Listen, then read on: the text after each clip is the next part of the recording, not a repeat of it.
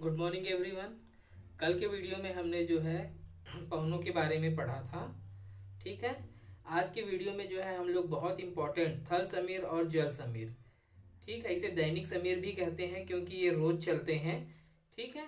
आज उसके बारे में हम लोग पढ़ेंगे। ये बहुत ही सिंपल है, हमने पहले भी पढ़ा हुआ है कि हवाएं जो है उच्च वायु दाब से न्यून वायु दाब की ओर चलती है, अर्थात गर्म हवा ठंडी हवा से गर्म हवा की ओर चलती है। हवाएं गर्म होकर ऊपर उठती है और ठंडी हवा जो है उन स्थानों को भरने के लिए तेजी से जाती है। उसी कॉन्सेप्ट पर जो है ये थल समीर और जल समीर चलते हैं। इसके बाद एक और आएगा घाटी और पर्वत समीर, वो भी सेम कॉन्सेप्ट पर ही आधारित है। मैंने पीछे एक डायग्राम बनाया हुआ है, आई होप कि इसको सबको समझ में आएगा। यदि समझ में नहीं आता है तो आप लोग जरूर जो है इसको कमेंट्स करेंगे या सवाल पूछेंगे इसके ऊपर में। ठीक है। दूसरा सबसे महत्वपूर्ण चीज है, इसे एक बार आप समझ लेंगे। जैसे हमारे यहाँ भारत में जो है मानसूनी वर्षा होती है। ठीक है। मानसूनी जो हवाएं हैं वो भी इसी कॉन्सेप्ट पर जो है भारत में बारिश करती है, दक्षिण पश्चिम से उत्तर पूर्व। ठीक है। 6 महीने ये स्थिति होती है जब मानसून की होती है, और लौटते समय जो है उत्तर पूर्व से दक्षिण पश्चिम की स्थिति होती है। इसे लौटता हुआ मानसून कहते हैं। चलिए हम लोग देखते हैं जल समीर। दिन के समय स्थलीय भाग जल की अपेक्षा अधिक गर्म होते हैं और उन पर न्यून वायुदाब क्षेत्र विकसित हो जाते हैं। अतः जो है स्थलीय भाग गर्म होने से जो है वहां पर न्यून वायुदाब होता है और हवाएं जो है सागर से जो है स्थल की ओर चलने लगती है। चलिए समझते हैं। ये हमने दिखाया हुआ है सन। ठीक है। दिन का तापमान अधिक होता है। सबसे पहले तो जल और थल के बारे में हम लोग समझ लेते हैं।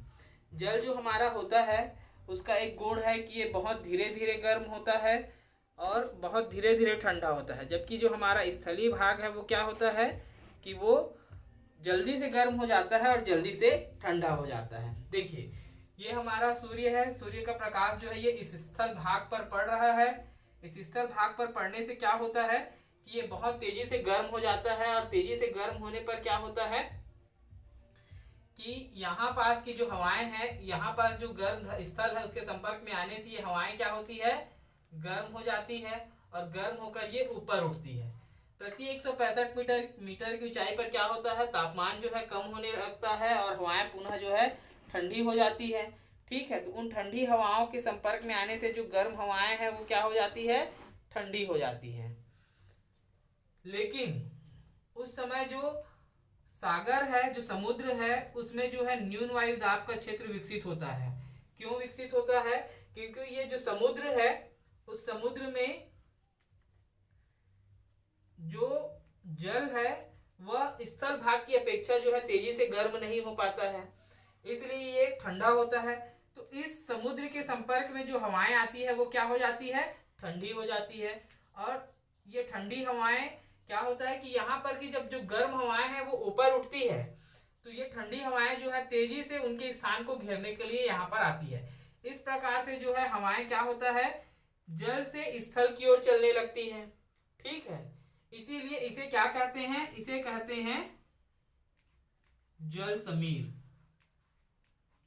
जब हवाएं जल से स्थल की ओर चलती है, ये स्थिति दिन में होती है क्योंकि दिन में सूर्यताप अधिक मिलता है और स्थल भाग की जो गुण है कि भाई जल्दी से गर्म होता है, और ये जल्दी से गर्म होने से इसके आसपास की हवाएं भी क्या होती है, गर्म होकर ऊपर उठती है और इसके पास जो खाली स्थान है उसको तेजी से जो समुद्र की जो ठंडी हवाएं हैं वो जाती है। तो इस प्रकार हवाएं जो है जल से स्थल की ओर चलती है। ठीक है। इसका प्रमुख रीजन इनके गुण के कारण कि जल जो है धीरे धीरे ठंडा गर्म होता है और धीरे धीरे ठंडा होता है, जबकि स्थल जो है जल्दी से गर्म होता है और जल्दी से ठंडा होता है। ठीक है। तो अब हवाएं जो है जल से स्थल की ओर चली, इसलिए इसे कहते हैं जल समीर। अब आ जाते हैं हम लोग क्या, थल समीर पे। आप देखेंगे मैंने यहाँ पर वैसे मून बना दिया है, छोटा छोटा स्टार भी बना दिया है ताकि आप लोगों को समझ में आए। ठीक है। अब रात हो गया है। स्थल का गुण पता है कि भाई जैसे सूर्य निकलता है तो वो तेजी से गर्म होता है, अब वो क्या हुआ, तेजी से ठंडा होने लगा, जबकि जो समुद्र है वो अभी गर्म हुआ है। ठीक है। क्योंकि ये पूरा दोपहर तक जो है, शाम तक जो है धूप में गर्म हुआ है, अब ये धीरे धीरे ठंडा होना प्रारंभ होगा, जबकि यहाँ पर जो है स्थल भाग जो है क्या हो गया, तेजी से ठंडा हो गया है। अब ये ठंडा हो गया है तो इसके आसपास की जो हवाएं हैं इसके संपर्क में आती है वो भी क्या हो गई, ठंडी हो गई। और ठंडी हवाएं जो है भारी हो गई। भारी होने की वजह से क्या हुआ कि अब वो नीचे आएगी। क्यों नीचे आएगी, क्योंकि जो समुद्र है वो अभी गर्म है, और गर्म होने की वजह से जो हवाएं हैं उसके संपर्क में आकर वो भी गर्म हो गई। अब ये गर्म हवाएं क्या हो रही है, ऊपर जा रही है। ठीक है, तो इसके खाली स्थान को घेरने के लिए यहाँ से जो ठंडी हवाएं हैं वो क्या हो गया, यहाँ समुद्र पे आ गया। इस प्रकार जो है रात में हवाएं जो है स्थल से जल की ओर चलने लगती है, इसलिए इसे क्या कहते हैं, इसे कहते हैं थल समीर। की हवाएं जो है जल से अब क्या हो रही है, थल की ओर चल रही है। इसे दैनिक समीर भी इसलिए कहते हैं क्योंकि ये दिन में जो है दिन और रात में जो है अपनी स्थिति बदलती है, इसलिए इसे दैनिक समीर भी कहते हैं। इसमें जो सबसे महत्वपूर्ण चीज है वो है जो हमारा हवाएं जो चलती है कि उच्च वायु दाब से न्यून वायु दाब की ओर चलती है। आपको पता है कि गांव में जब लोग सुबह नहाने जाते हैं तो तालाब का पानी जो है ठंड के दिनों में गर्म रहता है। क्यों, क्योंकि जो जल होता है वो जब सनलाइट मिलती है तो पहली परत गर्म होती है, दूसरी परत गर्म होती है, तीसरी परत गर्म होती है, चौथी परत गर्म होती है, पांचवी परत गर्म होती है, मतलब वो परतों में गर्म होती है।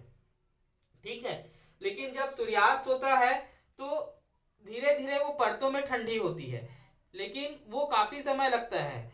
जैसे आप दिन के समय जब जाएंगे ना दोपहर में तालाब में नहाने के लिए, तो तालाब का पानी जो है ऊपर का पानी गर्म होता है लेकिन नीचे का पानी ठंडा होता है। क्यों, क्योंकि ऊपर की परत गर्म हो चुकी हुई होती है लेकिन नीचे का जो परत है वो गर्म नहीं हुआ रहता है।